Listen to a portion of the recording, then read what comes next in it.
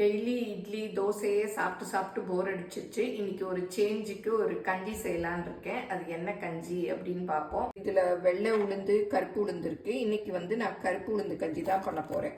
இதை பெண்கள் அடிக்கடி சேர்த்துக்கிட்டோம்னா ரொம்ப உடம்புக்கு நல்லது. இது ஒரு ஆளுக்கு வேணும்னா 2 ஸ்பூன் போட்டு ஒரு டம்ளர் தண்ணி ஊற்றிக்க.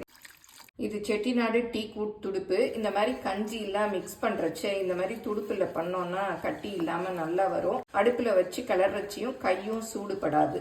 இந்த துடுப்பு உளுந்து கஞ்சி எல்லாம் annamshop.comல கிடைக்குது. முதல்ல இருந்த கலரை விட சேஞ்ச் ஆயிடுச்சு பாருங்க. இப்ப நல்லா வெந்துருச்சு, பபிள்ஸ் எல்லாம் வருது. போதும், இறக்கிடலாம். கருப்பு உளுந்துல புரோட்டீன், விட்டமின், மினரல், ஃபைபர் எல்லாம் இருக்கிறதுனால எலும்புகளுக்கும் தசைகளுக்கும் நல்லது. இதுல நாங்களே ஏலக்காய் சுக்கெல்லாம் கலந்துருக்கோம். அதனால நீங்க எதுவும் போட வேண்டாம். பால் வேணும்னா பால் சேர்த்துக்கலாம், இல்லாட்டி வெறும் நாட்டு சக்கரை மாத்திரம் கூட போட்டு சாப்பிடலாம். இப்போ உளுந்து கஞ்சி ரெடி.